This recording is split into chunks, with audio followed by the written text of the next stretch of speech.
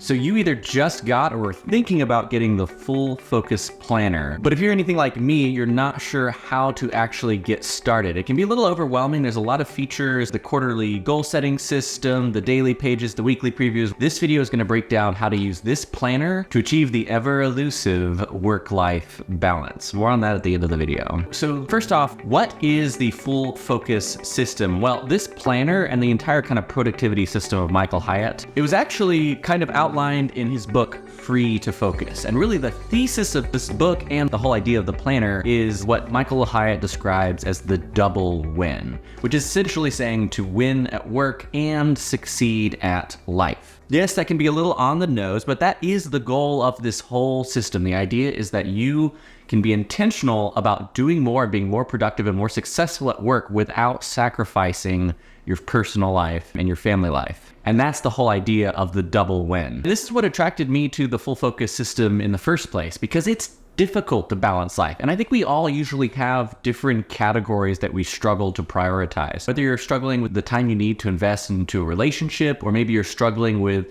getting professional success and getting ahead at work, or maybe you're struggling carving out time to rest and recover and actually become the best version of yourself. And so that's the interesting thing about the whole idea of Free to Focus or really any productivity planner or system. It's best used if you target it, at least in my view, at the part of life that's the most difficult for you, like the most challenging for you personally, to be able to essentially catch up. What category in life do you struggle with? For me, honestly, usually that's fitness, actually making the time to hit the gym or go for a run. Sometimes it's something as simple as that. Really, this is the magic of writing down and being intentional about your priorities at all. And I think this can work with almost any system. I just think this planner is one of the best ways to do it. So let's get into it. So if you're getting started with the planner, actually the very first thing should not be opening up page 1. It should be turning to your first daily page. Now this is a quarterly planner. That is to say each of the pages are blank and you can fill in the dates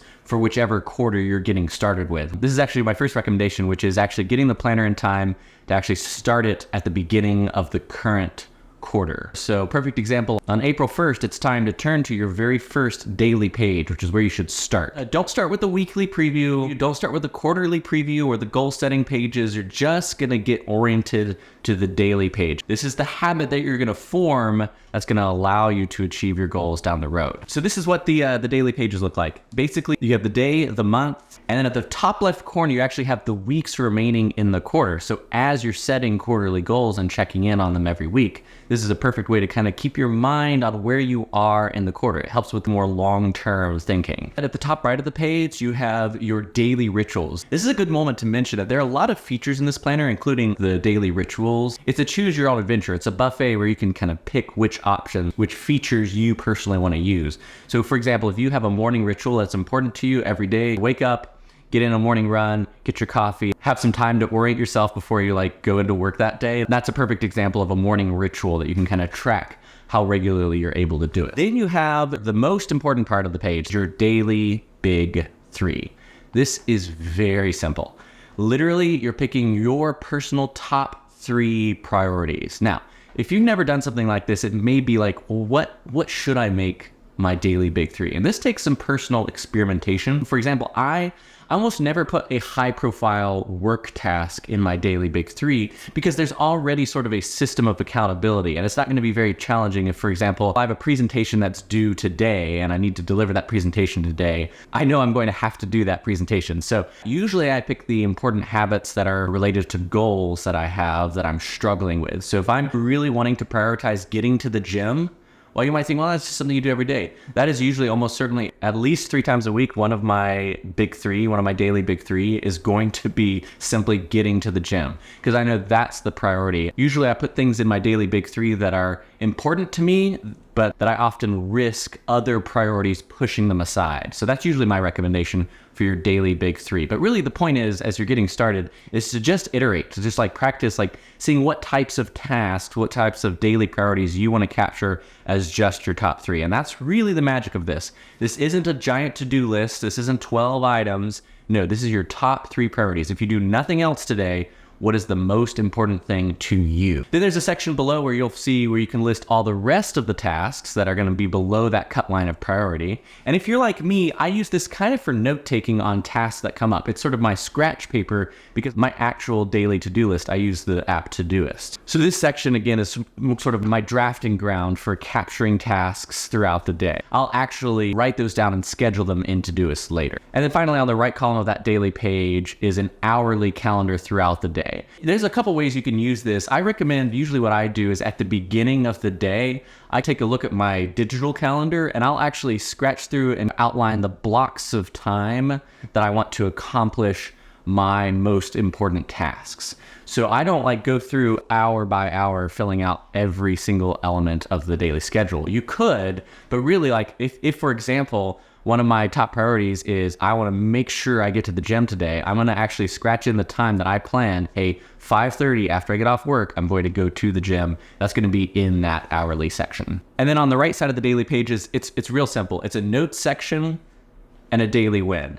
You can use these however you want. I use mine as like a food diary where I'm just trying to like kind of generally keep track of what I'm putting into my body. But you can use it for meeting notes, contact information. I'm a pen and paper guy, so I prefer like carrying this with me throughout the day so that I can actually like physically write maybe a point of contact or a note that I want to remember to capture later in the day. That's what I use the notes page for. The world is your oyster. And then at the very end, I'm really not good about this. It's good psychology, but like you can capture your daily win.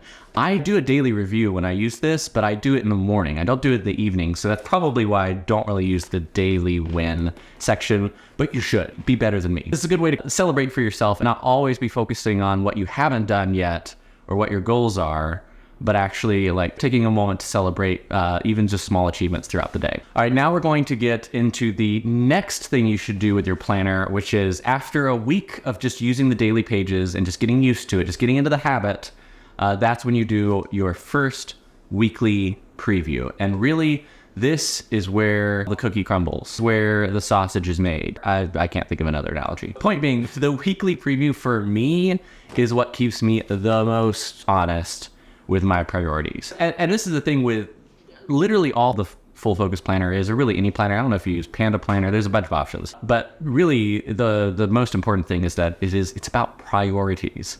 And if you're like me, this may be a just me thing, but if you're like me, I'm always struggling with taking the priorities that I write down that are like important to me to accomplish throughout the week, and then life freaking happens. Whether it's demands of work, family time, very naturally there is this drift. Outside forces make you drift off course, literally like a boat without a rudder. That's kind of what it's like when you don't write down your priorities, and that's really the whole point of this entire system, and it keeps me honest. And I think the beauty of the system is that it's not like 100% effective. It's that you're not going to magically just like hit every single one of your priorities, every single daily big three.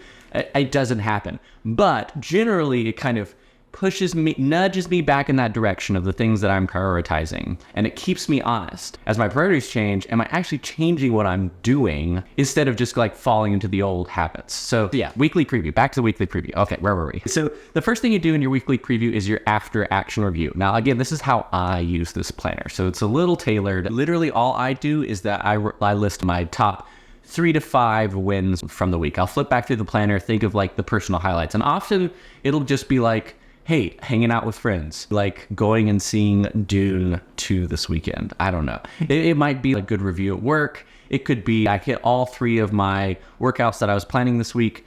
Whatever you want to capture those wins, because it puts you in a frame of mind where you're ready to attack the next week from a positive and a confident outlook based on what you have already accomplished, instead of like going into the week of like, man, I missed this. I didn't hit all the workouts. I didn't accomplish my big 3. Like, no, you want to have a confident mindset as you're going through this process. Now, I do mine usually Sunday evenings. And that's why that after action review where you list your wins from the week, that's why it's so important. The next section is actually one that you will only fill out next week, but I'll explain. This is how far did you get on your weekly big 3?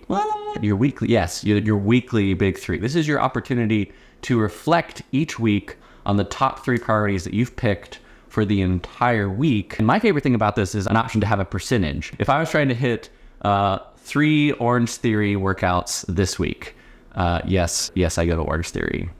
I know, but I only hit 2. I'll still like mark off, hey, 66% on this weekly priority. But it's important to be honest with yourself, because I'll often find, and I kind of alluded to this a second ago, when I'm doing my reflection on the previous week, I typically don't hit all 3 of my weekly big 3, because usually I'm picking things that are going to be kind of difficult or challenging to find the time to do. So I'm very often only hitting 1 or 2 where I've 100% completed my big 3. Then there's 2 sections. I only use one of them. They have a what worked and what didn't and why. Now, this is where I should be honest. I don't use the entire weekly preview. Why? Because it's usually at the end of a Sunday where if I'm being honest with myself, 5 or 10 minutes where I really want to take the time to sit down. Really? And if I'm going to try to sit down for like a half hour and journal out all the things that I thought went well, in an ideal world, that would be great. For me personally, I've kind of already jotted down my wins. So this is where I'll take the opportunity to take a few things that I think I need to improve on. Be like, I really need to be more disciplined about like setting my alarm at night, because I want to be able to make sure I get my full 8 hours of sleep so that I can get after my goals in the morning. That might be an example of something that I would want to improve on. Something that didn't go well. Hey, I stayed up too late a few nights of the week and it was difficult to achieve my daily morning fitness goal, like something like that. Then I don't even use the what will you continue or change, because to me it's just a little redundant. So, and you don't have to, that's what I mean. You don't have to use every single section. So I capture my lessons learned, things I want to improve on, since I've already built up the confident state of thinking about my wins. So now I'm comfortable like taking the lessons learned of the few things that I think I could improve on. But you don't want to be too harsh on yourself. This is where you don't want to beat yourself up. You just want an honest reflection on like the key things that you think you could change next week that are really going to enable you to get after your priorities. All right, then over on the right side of the weekly preview, you have your goal review and list sweep. Again, this is a feature that I only do one of these things where I kind of review my annual goals, and we'll talk about the goal setting process in an upcoming video. So if you're enjoying this and you're into productivity content, but like for normal people, you should subscribe. I'm just saying, smash the like button or something. I don't know. So what I do is I just do a quick review of my quarterly goals, and it kind of grounds me to kind of make sure that whatever I'm getting after this week is going to be tied generally to my goals for the overall quarter and my goals for the overall year. And you can tailor this however you want to. Then you have the option for a streak tracker. I do not use the streak tracker. I have 1 or 2 what we call habit goals, where you're trying to like hit a certain number of checks on the box. So this is an option for you. I prefer a digital system. A perfect example is I do a daily food log. And so that would be an example of a goal that you could track here. I use an app anyway, so I don't necessarily use the streak tracker as much. Then we get to, in my view, for me, the most important 2 sections of the weekly preview. The first one is the rejuvenation section. Identify 3 ways to sleep, eat, move, connect, or relax. So nice. And then most importantly, schedule these times on the daily pages. This is the thing I struggle with the most in life, honestly, being intentional about all of these things. So this is really the most important section to me, because it's the first thing that usually falls through in my week. This is really nerdy. I will legitimately be that guy who schedules time for like reading in the evening or playing video games, let's be honest. But like I will legitimately schedule time, because I will get so busy in the week that I will literally, my normal default, I'll just like be scrolling at the end of the evening when I'm exhausted from a long day of work. So like this is where it keeps me honest to be, is that actually good rest and recovery? No, you should be intentional about this time. So I really like this section, the rejuvenation section. And then finally, you're gonna go through your weekly overview. This is your chance to like stop, review your calendar. I have a digital calendar, so I'll review the upcoming week, and then I'm ready, in the final and most important section, set my weekly big 3. Now, the way I use it, the way I recommend it, is that your weekly big 3 should be closely related to whatever current quarterly or annual goals you have. Now, if you don't have quarterly or annual goals, I have good news for you. This is a great time to be like, what's right for me? What do I want to prioritize on a micro scale, so that you can make essentially a goal for the week and see how it feels. And that can inform your personal goal setting for the quarter or for the year, which is what we're going to talk about in the next video. If you're still watching this video at the end, I am just a dude. I have a day job as an Air Force officer, I have family commitments, I have fitness goals, but I am just a guy. I am not some multimillionaire entrepreneur. I'm just a guy who really struggles with like being intentional with my life. And it's really important to me. And that's why I like this planner. I'm a big fan of physical planners in general.